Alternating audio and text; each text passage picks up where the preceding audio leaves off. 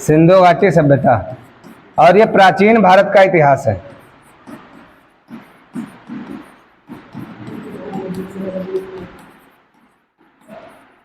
प्राचीन भारत के इतिहास में हम सबसे पहला टॉपिक पढ़ते हैं सिंधु घाटी सभ्यता। इसके बारे में क्या क्या पढ़ेंगे कि सिंधु घाटी सभ्यता कहाँ पे प्रचलित थी, इसमें आर्थिक स्थिति कैसी थी, राजनीतिक स्थिति कैसी थी, वहाँ पे लोग किस प्रकार से रहते थे, किसकी पूजा करते थे और किस प्रकार का समाज था, बस इतना पढ़ेंगे। ठीक है, तो आज हम लोग चालू करते हैं। तो सबसे पहले हम देखेंगे कि सिंधु घाटी सभ्यता या प्राचीन भारत के अंतर्गत आता है। सिंधु घाटी सभ्यता में क्या था कि यह विश्व की सबसे प्राचीनतम सभ्यताओं में से एक है और 1826 में चार्ल्स मैनसन ने इस पर प्रकाश डाला। मतलब 1826 में सबसे पहले ये प्रचलन में आई, सबसे पहले इसको बताया किसने, चार्ल्स मैनसन। 1853 में अलेक्जेंडर कनिंघम ने हड़प्पा का सर्वे किया। एक नाम थे जिनका नाम क्या है, अलेक्जेंडर कनिंघम। इन्होंने क्या किया, हड़प्पा एक स्थल पड़ता है सिंधु घाटी सभ्यता में, उसका क्या किया, इन्होंने सर्वे किया।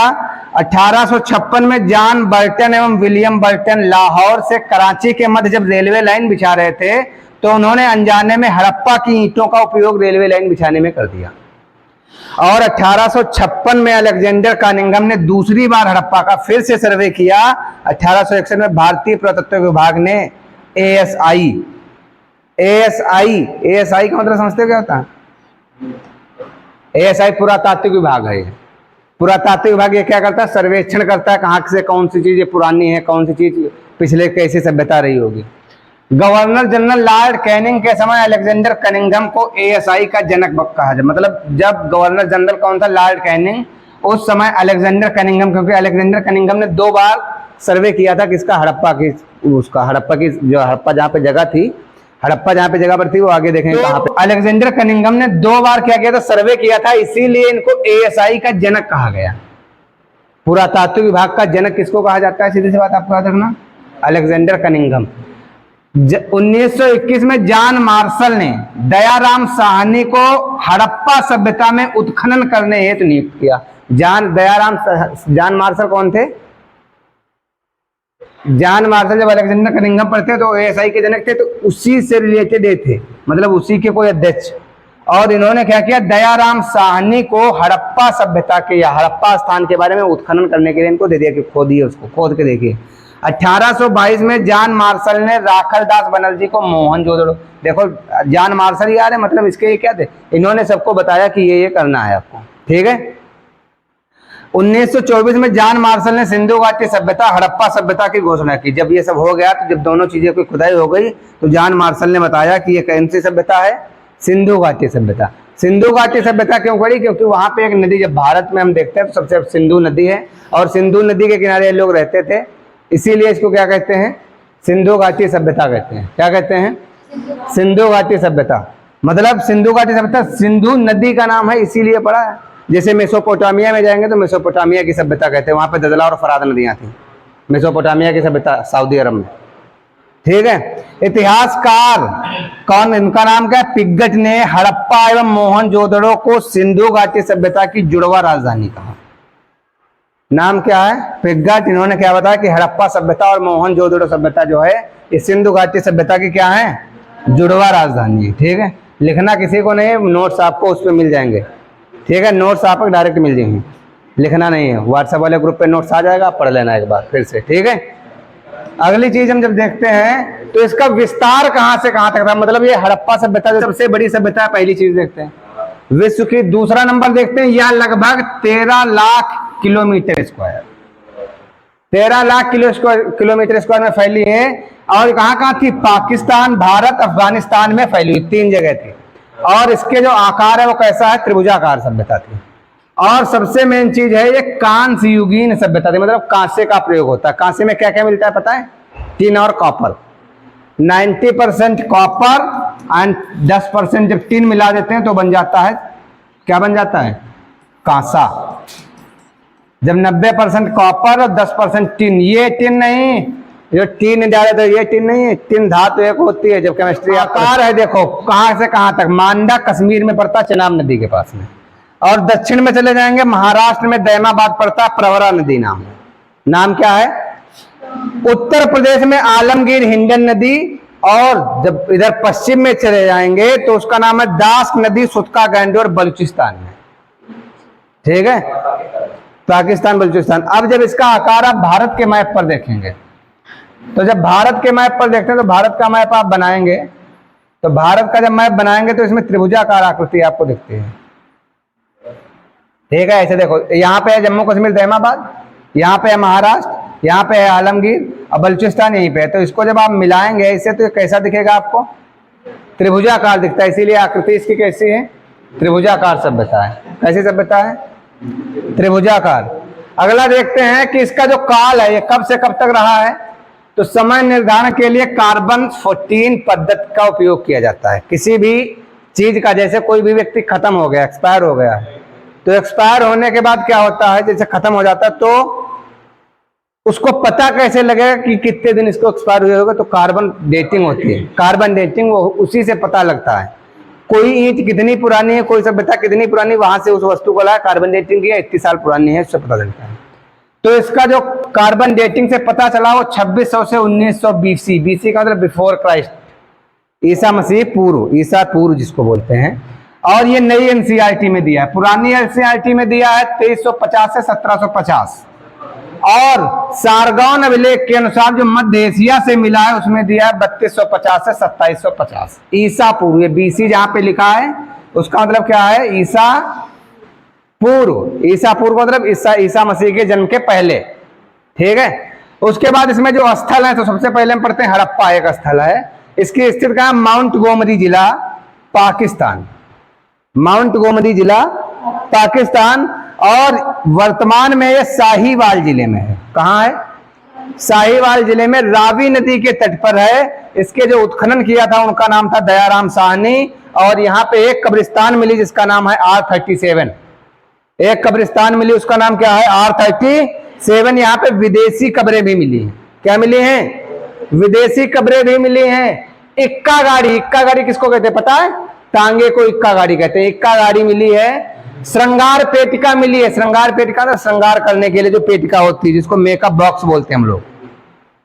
उसके बाद स्वास्तिक का निशान जो हम लोग बनाते हैं, जब पूजा पाठ हिंदू धर्म करते हैं तो स्वास्तिक का निशान ऐसे बनता है, तो स्वास्तिक का निशान भी वहां पे मिला है। नदी के तट पर 12 अन्नागार मिलते हैं जो 2 लाइनों में थे। नदी के तट पर 12 अन्नागार 2 लाइनों में थे। पास में अनाज साफ करने का चबूतरा भी मिलता है और श्रमिक आवास भी मिलते हैं। इसका मतलब श्रमिक भी रहते थे वहां पे। उसके बाद दूसरा जो पॉइंट है, दूसरा स्थान है, उसका नाम है मोहनजोदड़ो। और ये लरकाना जिला सिंध पाकिस्तान में। कहां? लरकाना जिला सिंध पाकिस्तान, सिंधु नदी के तट पर है। हड़प्पा किस नदी के तट पर था? चेनाब नदी के तट पर। ये किस नदी के तट पर है? इसका जो उत्खननकर्ता किया, जो खुदाई की, उसका नाम क्या था? राखलदास। और मोहनजोदड़ो का शाब्दिक अर्थ होता है मृतकों का टीला। और ये मोहनजोदड़ो जो है ये सिंधी भाषा का शब्द है। किस भाषा का शब्द है? सिंधी भाषा का शब्द है। यहाँ से एक विशाल स्नानागार मिला है और जिसकी लंबाई चौड़ाई ऊंचाई आपको दी गई है 29 23 × 8। ठीक है, फीट। ये आपको ज्यादा इतना याद नहीं रखना है। यहाँ से विशाल स्नानागार मिला, ये आपको याद रखना है। जब विशाल स्नानागार मिला उसके बाद इसके उत्तर व दक्षिण में सीढ़ियां बनी हुई हैं। जो विशाल स्नानागार मिला इसके उत्तर व दक्षिण में क्या बनी है? सीढ़ियां। जैसे मान लिया ये स्नानागार है तो इसका उत्तर किधर होगा? ऊपर ये, और दक्षिण ये होगा। मतलब इस साइड क्या मिली है? स्टेयर्स या सीढ़ियां मिली है। समझ में आ रहा? इसके उत्तर दिशा में 6 वस्त्र बदलने के कक्ष हैं। उत्तर दिशा में 6 वस्त्र बदलने वाले क्या मिले हैं? कक्ष मिले हैं। और इसमें बिटुमिनस का लेप किया गया। बिटुमिनस कोयला, उसका क्या किया गया है? लेप। कोयले की प्रजातियां हैं, एंथ्रेसाइट, बिटुमिनस, है कि नहीं? 3 होती हैं, एंथ्रेसाइट, बिटुमिनस और पिट और लिग्नाइट। 4 कोयले। लोहे के हैं मैग्नेटाइट, हेमेटाइट, मतलब हमको कंफ्यूज करे दे रहे हो। लोहे के हैं मैग्नेटाइट, हेमेटाइट, पिट, बिटुमिनस, लिग्नाइट और एंथ्रेसाइट। ये है कोयले की। लोहे की अलग हैं। अगला देखो, इसके 3 तरफ बरामदे थे। कितने तरफ? बरामदे के पीछे कई कक्ष बने हुए हैं। जलापूर्ति हेतु कुआं भी बना हुआ है। सीढ़ियों के साक्ष्य भी मिलते हैं। प्रथम तल पर संभवतः पुरोहित रहते थे। प्रथम तल मतलब जो था उसमें पुरोहित मतलब जो पूजा पाठ कराते हैं। संभवतः यहां धार्मिक अनुष्ठानों का आयोजन किया जाता रहा होगा। सर जॉन मार्शल ने इसे तत्कालिक समय का आश्चर्यजनक इमारत बताया, कहा कि बहुत आश्चर्यजनक इमारत है। यहां से विशाल अन्नागार भी मिला है, महाविद्यालय के भी साक्ष्य मिले हैं, सूती कपड़े के साक्ष्य मिले हैं, हाथी का कपाल खंड का खोपड़ी वाला खंड मिला है, और नर्तकी की मूर्ति मिली है जो किसकी बनी हुई है, धातु की बनी हुई है। इसके एक हाथ में चूड़ियां पहन रखी, इसने एक हाथ में क्या पहन रखी है, चूड़ियां। नर्तकी की मूर्ति मिली है। पुरोहित राजा की मूर्ति जो ध्यान की अवस्था में बैठे, एक पुरोहित राजा बैठा है वो ध्यान की अवस्था में बैठी हुई मूर्ति मिली है।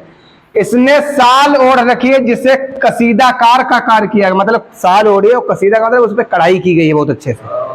यहां से मेसोपोटामिया की मोहर भी मिली है। हमने अभी मेसोपोटामिया के बारे में बताया, मेसोपोटामिया सभ्यता थी, वहां की मोहर कहां मिली है, मोहनजोदड़ो में।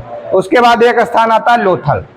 कौन सा स्थान, तो आपको दो समझ में आए कौन कौन से, हड़प्पा और मोहनजोदड़ो, ठीक है। तीसरा है लोथल, तो लोथल गुजरात में पड़ता है भोगवा नदी के किनारे। कौन सी नदी, इसका उत्खनन कर्ता का नाम क्या है, रंगनाथ राव। क्या नाम है, रंगनाथ राव। और यह एक व्यापारिक नगर था। व्यापारिक नगर किसे कहते हैं, जहां पे आदान प्रदान या वस्तुओं खरीदी बेची जाए उसको व्यापारिक नगर कहते हैं। यहां से गोदीवाड़ा मिलता है, यहां से गोदीवाड़ा मिलता है। यहां सिंधु घाटी सभ्यता की सबसे बड़ी कृति है, यहां से गोदीवाड़ा मिलता है। ये आया था क्वेश्चन शायद, ये तुक्का लगा इस रहा कोई। हाँ, गोदीवाड़ा कहाँ है, तो लोथल में है। यहां से सिंधु घाटी सभ्यता की सबसे बड़ी कृति है, मनका बनाने का कारखाना यहाँ पे मिला है। मलका, बीड इसको बोलते हैं। मनका, मनका मतलब माला, मनका का मतलब माला बनाने का कारखाना कहाँ मिला, लोथल में। चावल के साक्ष्य भी यहीं से मिले हैं। फारस की मुहर जो गोलाकार बटन नुमा है वो भी यहीं से मिली है। घोड़े की मृद मूर्तियां, मरे हुए घोड़े की मूर्तियां, मृद मूर्तियां का मतलब मरे हुए। चक्की के दो पांच जैसे लगे हो चक्की में।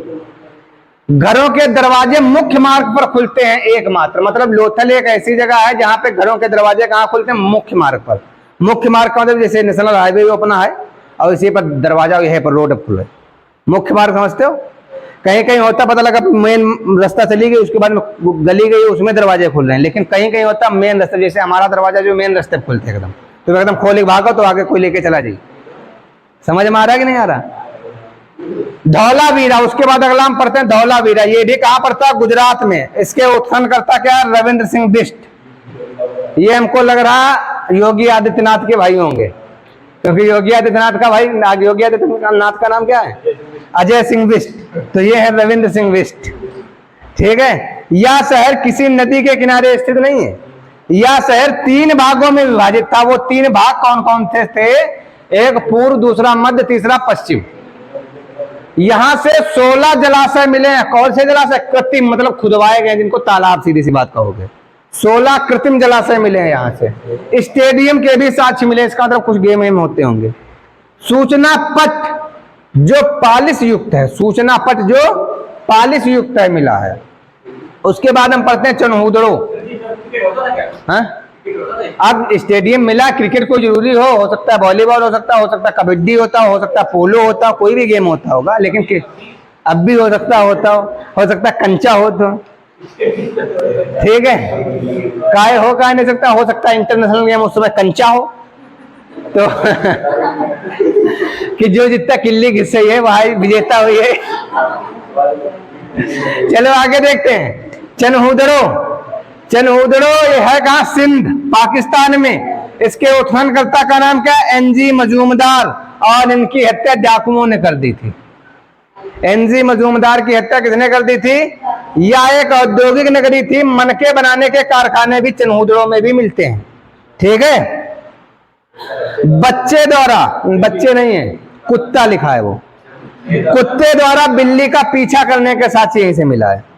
कुत्ते द्वारा बिल्ली का पीछा करने का साक्ष्य यहीं से मिला। उसके बाद हम देखते हैं सुरकोटदा, ये भी कहां पड़ता है, गुजरात में। यहां से घोड़े की हड्डी मिली है। सिंधु घाटी सभ्यता के लोगों को घोड़े का ज्ञान नहीं था। उसके बाद हम देखते हैं कुनाल। कुनाल कहां पड़ता है, हरियाणा। और यहां से चांदी के 2 मुकुट मिले हैं। उसके बाद दैमाबाद, यहां से धातु का रथ मिला है। रोजदी गुजरात में पड़ता है, हाथी के साथ यहां से मिले हैं, केवल आपको पॉइंट याद रखने हैं।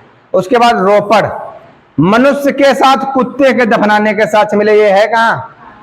पीबी का मतलब पंजाब। पंजाब में रोपड़ पड़ता है, यहां पे क्या मिला? मनुष्य के साथ कुत्ते दफनाने का साक्ष्य। उसके बाद हम पढ़ते हैं कालीबंगा। कालीबंगा में क्या लिखा है? एक खोपड़ी में 6 छेद किए गए हैं, अर्थात इन लोगों को शल्य चिकित्सा का ज्ञान था, मतलब ऑपरेशन।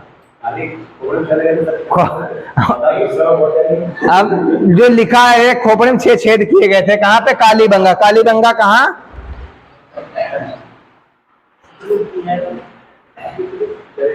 उसके बाद हम देखते हैं इसमें नगर नियोजन।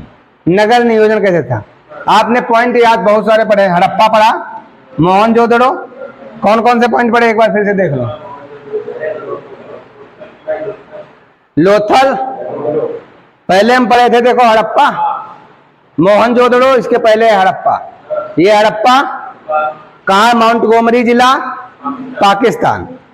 किस नदी के तट पर? रावी नदी के तट पर। मोहनजोदड़ो किस नदी के तट पर? सिंधु नदी के तट पर, ठीक है, लड़काना जिला, पाकिस्तान। उसके बाद हम देखते हैं लोथल गुजरात में पड़ता, भगवा नदी के तट पर। और यहाँ की सबसे एक चीज क्या थी कि मलका बनाने कारखाना, और जो गोदीवाड़ा, ये 2 पॉइंट याद। गोदीवाड़ा, ये क्वेश्चन आ जाता है।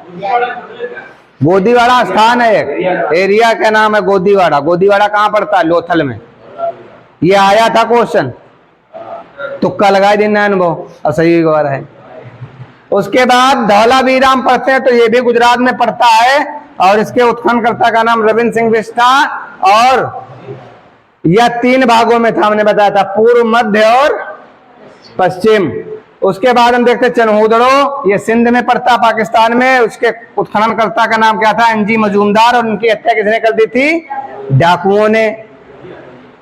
अगला हम देखते हैं सुरकोटदा, ये गुजरात में पड़ता है, यहाँ से घोड़े की हड्डी मिली है। कुनाल, ये चांदी के 2 मुकुट मिले हैं। दैमाबाद धातु का रथ मिला। रोजदी गुजरात, यहाँ से हाथी के साक्ष्य मिले हैं। उसके बाद रोपड़ जो पंजाब में पड़ता है, यहाँ से मनुष्य के साथ कुत्ते दफनाने के साक्ष्य मिले हैं। और उसके बाद हमने पढ़ा कालीबंगा, यहाँ से एक खोपड़ी में 6 छेद किए गए हैं, अर्थात उन्होंने जिन्होंने खोजा उन्होंने ये पता लगाया कि हो सकता है इनको शल्य चिकित्सा का ज्ञान हो, मतलब ऑपरेशन करने। अगली चीज हम देखते हैं नगर नियोजन क्या है। नगर नियोजन किस प्रकार से लोग रहते थे? तो यह विश्व की प्रथम नगरीय सभ्यता थी। यह अपनी विशिष्ट नगर नियोजन के लिए प्रसिद्ध है। नगर 2 भागों में बटे हुए थे, पूर्वी भाग या आवासीय भाग होता था, पश्चिमी भाग या ऐसा दुर्गीकृत होता था एवं ऊंचे टीले पर स्थित होता था। मतलब 2 भागों में बटा, पूर्वी और पश्चिम। पूर्वी भाग आवासीय भाग, मतलब सब लोग रहते हैं आराम से, कोई बात नहीं है। और पश्चिमी भाग यह हिस्सा दुर्गीकृत, दुर्गीकृत मतलब टीला, मतलब ऊंचे भवन होंगे, टीले पे बना था, ऊंचे टीले पर स्थित होता था। सड़कें एक दूसरे को समकोण पर काटती थी, मतलब यह सड़क ऐसे आई सीधा मुड़ गई, हाँ 90 डिग्री इधर से आई सीधा मुड़ गई, कोई ऐसे ऐसे आई ऐसे मुड़ गई, समझ में आ रहा? जैसे अपने यहाँ चौराहे पे पुलिस चौकी पर सीधा और समकोण पे मिल रही है सभी, जिसको हम चौराहा बोलते हैं, ठीक है। समकोण का मतलब एक रास्ता इधर से आई, एक इधर से आई, एक इधर से आई, एक इधर से, ये समकोण पे सारी मिल रही है, ठीक है। तो यहाँ पे जो रास्ते थे, सड़क थे, वो एक दूसरे को समकोण पर काटती थी। घरों के दरवाजे मुख्य मार्ग पर नहीं खुलते थे, एक अपवाद हमने भी पढ़ा था, लोथल, क्योंकि लोथल का दरवाजा कहाँ खुलता है? मुख्य मार्ग पर खुलता है, जो मेन रोड हो रहे पर। एक घर में सामान्यतः 3 या 4 कक्ष होते थे, कौन कौन? रसोई, आंगन। उन्हें सीढ़ियों का भी ज्ञान था। कुछ घरों से कुओं के साक्ष्य भी मिलते हैं। नगरीय व्यवस्था है। मोहनजोदड़ो से लगभग 700 कुएं प्राप्त हुए। मोहनजोदड़ो से 700 कुएं प्राप्त हुए। इन नगरों में उत्कृष्ट जल निकासी व्यवस्था होती थी। मुख्य मार्ग पर नालियों को साफ करने के लिए मेन हॉल बनाया जाता था। जब नाली बनाए देना, ऊपर से गड्ढा बनाए देना, बराबर कर देना, जब साफ करेगा तो उठा लेना सटर और साफ करके फिर बाहर देना, समझ में आ रहा? शहरों में ऐसे होते हैं, शहरों में होते हैं, सब नाला बनाए ना, ऊपर से ढक दें मेन होल। और कहीं कहीं पे शहरों रोड बना देते हैं, मेन होल बीच में बना देते हैं पक्का, और जंजीर डाल देते, बाद में जब साफ करेगा तो उठा लेते हैं। तो मेन होल होते हैं। नालियों को ईंटों से ढका जाता था, जैसे अभी भी कभी कभी ढक देते, नाली बना तो ऊपर ईंटा लगा देते। सामान्यतः पक्की ईंटों का प्रयोग हुआ है यहाँ पे। सामान्यतः कैसी ईंटें प्रयोग की गई हैं? पक्की। राजनीतिक स्थिति में क्या कह रहा है? जानकारी का अभाव है, राजनीतिक स्थिति भी पता नहीं। सामान्यतः पुरोहित वर्ग के पास शासन रहा होगा, ये पता लगा रहे हैं, कोई पक्का नहीं है। संपूर्ण सिंधु घाटी सभ्यता एक प्रशासनिक व्यवस्था रही होगी। उसके बाद सामाजिक स्थिति जब हम देखते हैं तो सामाजिक स्थिति में क्या देखते हैं कि ये जो समाज था वो मात्र सत्तात्मक संयुक्त परिवार होते हैं। मात्र सत्तात्मक का मतलब माँ जो लेडीज होती थी उनको ज्यादा जोर दिया जाता था, उन पे ज्यादा जोर दिया जाता था। मतलब मात्र, जैसे आपने देखा होगा जब हम लोग चोल चैर पांड पढ़ते हैं, दक्षिण भारत के लोग पढ़ते हैं, तो उसमें नाम आता है दक्षिण भारत में गौतमी पुत्र सतकिरणी, वशिष्ठी पुत्र सतकिरणी, लिहाता कि नहीं, मतलब माता का पहले। तो हम लोगों ने क्या पढ़ा कि सामाजिक स्थिति में क्या है, ये जो समाज था वो कैसा समाज था? मात्र सत्तात्मक और संयुक्त परिवार। संयुक्त परिवार का मतलब सब एक ही में रहते थे। समाज संभवतः 4 भागों में विभाजित था। कौन कौन से भाग? ये लिखे हैं, पुरोहित वर्ग, व्यापारी वर्ग, किसान वर्ग और श्रमिक वर्ग। बड़ी मात्रा में मात्र देवी की मूर्ति मिलती है, मात्र देवियों की मूर्ति मिलती है बड़ी संख्या में। यह शांति प्रिय लोग थे क्योंकि अत्यंत कम मात्रा में हथियार मिलते हैं, मतलब हथियार नहीं मिलते तो शांति रहते। और कोई जरूरी थप्पड़ मार डाल कह देते हो तो हथियार न मिले इसका मतलब क्या है? हाँ, आप मार पकड़ हाथ ने फोड़े दे रहे हैं तो हथियार की जरूरत नहीं है। या मान लिया वो नाखून बड़े बड़े कई लीन है अपने, तो वो भी तो हथियार का काम करेंगे। नहीं, नाखून के भी साक्ष्य नहीं मिलेंगे, ज्यादा दिन तक नाखून खत्म हो जाते हैं, क्योंकि बॉडी का कोई ऐसा पार्ट नहीं है जो खत्म ना हो जाए। ये सब जैव है ना, ये सब खत्म हो जाए। मिट्टी में मिला दिया नाखून तुम डाल दिया तो थोड़े दिन बाद खत्म हो जाए नाखून, मिट्टी मिल जाएगा बिल्कुल। समझ में आ रहा? साक्ष्य तो उसका मिलेगा जो चीज खत्म नहीं हो सकती है। पुरुष एवं महिलाएं श्रृंगार करते थे एवं जवाहरात पहनते थे, मतलब वही सोना चांदी पहनते थे। श्रृंगार करते थे मतलब मेकअप तब भी होता था, ऐसा नहीं है कि आज भी होता है। मेकअप वाला फैशन तब भी था। लोग शाकाहारी व मांसाहारी थे, मतलब दोनों प्रकार के हैं। जैसे दोनों लोग पड़ोस में बैठे हैं, मतलब शाकाहारी और मांसाहारी दोनों प्रकार के लोग थे। अरे आगे वाले शाकाहारी, पीछे वाले मांसाहारी। उस समय दोनों लोग थे, शाकाहारी भी थे मांसाहारी भी थे। आगे देखिए, शतरंज एवं मुर्गे की लड़ाई। शतरंज एवं मुर्गे की लड़ाई इसके प्रिय खेल थे। मुर्गा की लड़ाई कराओ, शतरंज खेलो, क्योंकि मुर्गा मान लिया जो लड़ाई करे हार जाते हो तो नमस्ते और तुरंत बटी में बनाए खत्म। अब भाई यही तो होगा जब लड़ाई होगी। अंतिम संस्कार की 3 विधियां थी। कौन कौन सी? एक है पूर्ण समाधान विधि, एक है आंशिक समाधान विधि और एक है दाह संस्कार विधि। तो दाह संस्कार विधि तो अब भी चल रही है। पूर्ण समाधान विधि का मतलब पूरा शव दफना दो, आंशिक समाधान विधि का मतलब थोड़ा दफनाओ। ये 3। अब हम क्या जाने भाई, जो होता था वही बताइए, जो लिखन वही तुमको पढ़ना है। तो अंतिम संस्कार की 3 विधियां, पूर्ण समाधान विधि, आंशिक समाधान विधि, दाह संस्कार। दाह संस्कार तो हम लोग अभी देखते हैं। यह आत्मा व पुनर्जन्म में विश्वास करते थे। लोथल से 3 व कालीबंगा से 1 युग्मित समाधान मिला। युग्मित समाधान का मतलब आदमी और पुरुष साथ में, सॉरी स्त्री और पुरुष, स्त्री और पुरुष को साथ में दफनाया गया, उसको हम बोलते हैं युग्मित। उसके बाद धार्मिक स्थिति देखते हैं क्या है। तो प्राकृतिक बहुदैववाद में विश्वास करते थे। बहुदैववाद मतलब बहुत सारे देवी देवता थे लोगों के अलग अलग। जैसे इस समय है बहुत सारे देव को, भोले बाबा का मान, कोई हनुमान जी का मान, कोई काली माता का मान, कोई गौरा माता का मान, सबका जो अलग अलग। उस प्रकार से पुरुष एवं महिलाएं देवताओं की पूजा करते थे। वो क्या था? 4 भागों में विभाजित था। 4 भाग हमने पढ़ लिया। आगे धार्मिक स्थिति, प्राकृतिक बहुदैववाद में विश्वास, मतलब बहुत सारे देवी देवता थे इनके।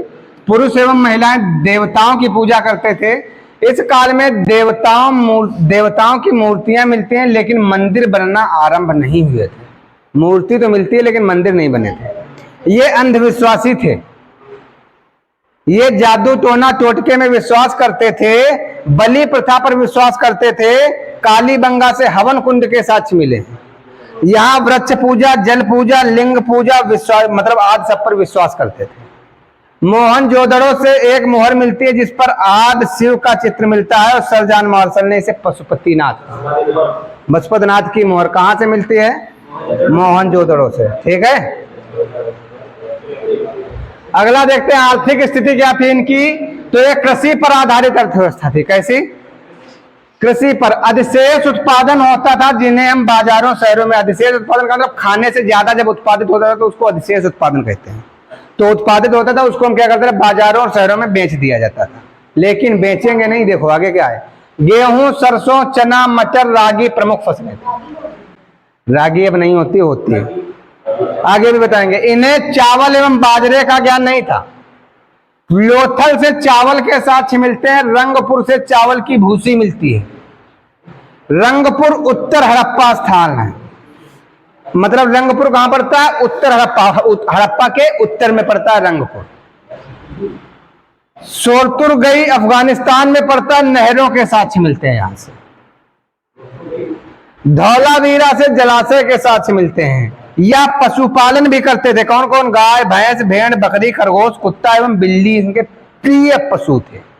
जो आज भी पालते यही प्रिय हैं सबसे ज्यादा, तब भी यही प्रिय थे। मुद्रा व्यवस्था का प्रचलन नहीं था, वस्तु विनिमय होता था। मतलब लोग बेचते रहे, वस्तु विनिमय होता था। बदलना चाहे मतलब ये नहीं कि तुम बेच लियो। जैसे आज तुम का अगर चीनी ले गए तो 40 रुपया किलो, 40 रुपया लेके जाओ। उस समय क्या होता था कि आपको 40 रुपए नहीं लेके जाने, उस समय वस्तु विनिमय होगा। आपके पास दाल है और तुमका चीनी लेके, अब ऐसे आदमी को ढूंढो जाए जो दाल ले और चीनी दे। वो चीनी दवैया हो, तुमका दाल चाहिए हो, ये कोई जरूरी नहीं है। अब बराबर देते हो कि नहीं देते हो। हाँ, अब जैसे मान ले, समझ लो, जैसे आपको बताएं हम, जैसे आपके पास में सुनो, जैसे आपके पास में अरहर की दाल हुई और आपको चावल चाहिए। किसी के पास चावल हुए हैं और उसको अरहर की दाल चाहिए। अब दोनों के पास अधिशेष है। अधिशेष का मतलब बचा हुआ है खाने से ज्यादा। तो ये भाई साहब अरहर अपनी लेके जी हैं और चावल इनको चाहिए। तो कोई चावल वाले के पास हैं जिनके पास चावल अधिशेष मात्रा में होगा और उसको दाल चाहिए होगी। तो ये दोनों लोग क्या करते थे? विनिमय करते थे वस्तु का। मतलब मुद्रा प्रचलन में नहीं थी, वस्तु विनिमय होता था। आगे देखते हैं, यहां सोने व चांदी का प्रयोग करते थे। ये लोहे से परिचित नहीं थे। तांबा प्लस टीन मिला के कांसा बनता। मैंने बताया कांसा। बालाकोट से शंख के उद्योग के सोच मिलते हैं। बालाकोट। यहाँ की जो लिपि थी, इन्हें लिपि का ज्ञान नहीं था। ये भाव चित्रात्मक लिपि थी। यहाँ की जो लिपि थी वो क्या थी? इन्हें लिपि का ज्ञान था, लेकिन जो लिपि थी वो चित्रात्मक लिपि थी। चित्रात्मक लिपि का मतलब चित्र बना के, या दाएं से बाएं लिखी जाती थी। हम लोग बाएं से दाएं लिखते थे, ये लोग उल्टा लिखते रहे, उधर से इधर। हम लोग इधर से इधर लिखते थे, ये लोग इधर से इधर लिखते रहे। इसे गौमूत्राक्षर क्या लिखते हैं? गौमूत्राक्षर लिपि भी कहते हैं। इसमें 375 से 400 भाव मिलते हैं। इसे अभी तक पढ़ा नहीं गया है, लेकिन तो जाए नहीं पढ़ कोई नहीं पैसे। सिंधु घाटी सभ्यता की लिपि। मूर्तियां और जो मोहरे मिली, यहाँ 3 तरह की मूर्तियां मिलती हैं। एक धातु की, दूसरी पत्थर की और तीसरी वो जो होता है टेराकोटा।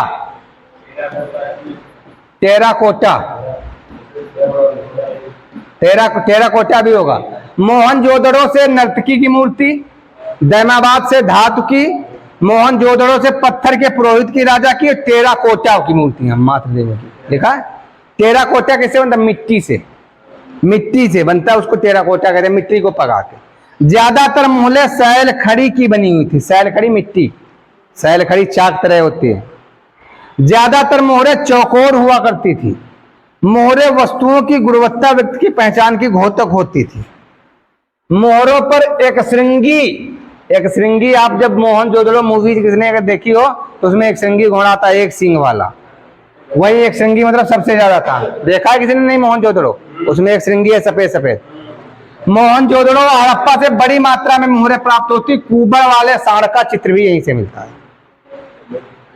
उसके बाद हम देखते हैं कि इसका पतन के कारण क्या थे। तो कुछ लोगों ने बताया कि आर्य लोग आक्रमण कर दिया, कुछ लोगों ने बताया कि बाढ़ आ गई, कुछ लोग बताया कि प्रशासनिक शिथिलता थी, जलवायु परिवर्तन हुआ, प्राकृतिक आपदाएं आ गई, नदियों ने अपना रुख मोड़ लिया या अपने मतलब सीधी बात रास्ता मोड़ लिया, जिससे क्या हुआ? सिंधु घाटी सभ्यता का क्या हो गया? पतन हो गया। यहां तक सबको समझ में आया? सिंधु घाटी सभ्यता में इतना ही पढ़ना है आपको। सिंधु, हाँ, सिंधु घाटी सभ्यता की खोज किसने की, क्या क्या